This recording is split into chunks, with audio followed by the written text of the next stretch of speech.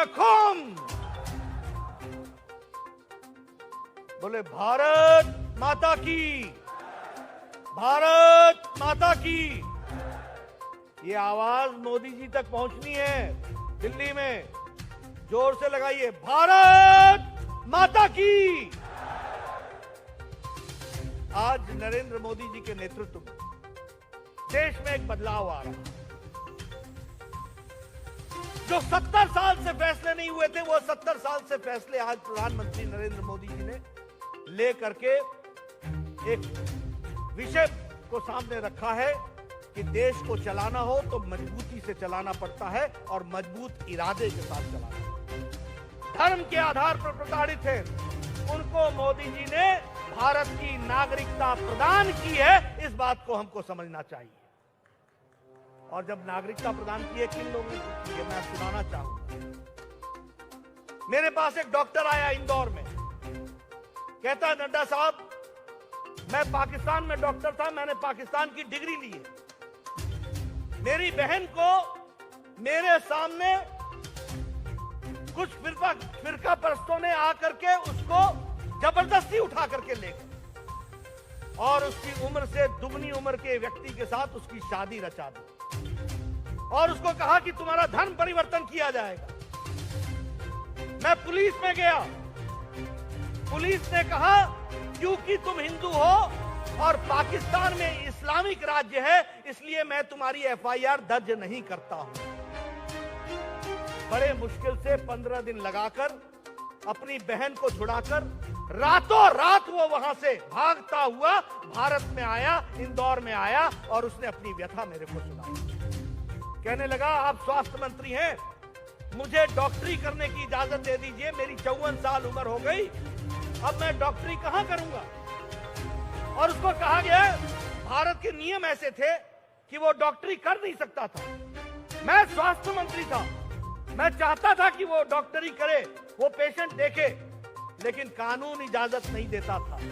अब जब ये सिटीजन अमेंडमेंट एक्ट आया है तो अब वो भारत में रह करके इज्जत की जिंदगी भी जिएगा, उसकी बहन भी इज्जत से जिएगी और उसको डॉक्टरी करने का अधिकार भी मिलेगा। ये सिटीजन अमेंडमेंट एक्ट हुआ, ये हमको समझना चाहिए। लाखों लोगों को रातों रात अपनी जमीन, अपना भाई, अपना परिवार, सबकी इज्जत बचाने के लिए दौड़ना पड़ा, यहां आना पड़ा। अफगानिस्तान में 50,000 सिख परिवार थे, 50,000। मैं नहीं कह रहा, न्यूयॉर्क टाइम्स कहता है, वॉशिंगटन पोस्ट कहता है, रॉयटर कहता है कि today only 2000 families of Sikhs are there in Afghanistan. कहां चले गए वो, कहां चले गए? पाकिस्तान में हिंदुओं की, बौद्ध की, जैन की, सिख की, पारसी की, ईसाई की संख्या 23% थी। आज पाकिस्तान में हिंदू की, बौद्ध की, सिख की, ईसाई की जनसंख्या घट करके 3% रह गई। कहां चले गए 20% लोग? कहां चले गए? क्या उनका धर्म परिवर्तन हो गया? क्या उनको भगा दिया गया? क्या वो अपनी इज्जत आबरू बचाने के लिए भारत आए? दुनिया जानना चाहती। बांग्लादेश में हिंदू की, बौद्ध की, सिख की, ईसाई की संख्या 23% थी, आज घट करके 7% हो गई। कहां चले गए वो लोग? कहां चले गए? और मित्रों, नरेंद्र मोदी जी ने सिर्फ एक काम किया और अमित शाह जी उसके सूत्रधार बने कि जो लोग भारत में आ गए हैं वो जाएंगे कहां? उनका घर भारत है, उनको हम इज्जत के साथ जीने का इंतजाम करेंगे और उनको हम नागरिकता प्रदान करेंगे। ये सिटीजन अमेंडमेंट एक्ट के तहत किया गया है। आप बताइए, इस फैसले के कारण बेचारे शिक्षा नहीं ले सकते थे, मकान नहीं खरीद सकते थे। लेकिन हां, मैं यहां जब आसाम में आया हूं तो आपको यह बताना चाहता हूं कि यह भारत सरकार मोदी जी के नेतृत्व में चल रही है, यह अमित शाह जी के नेतृत्व में चल रही है।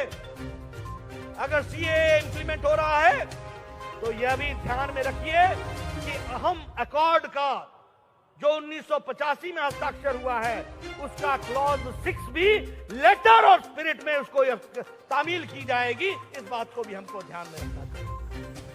मैं पहाड़ का रहने वाला हूं, मुझे मालूम है संस्कृति क्या होती है, मुझे मालूम है कल्चर क्या होता है, मुझे मालूम है भाषा क्या होती है, और मुझे मालूम है कि भाषा के प्रति लगाव क्या चीज होती है। असम की संस्कृति की रक्षा करना ये हमारी जिम्मेवारी है, ये भारत मां की जिम्मेवारी है, जिसको हम पूरा करेंगे।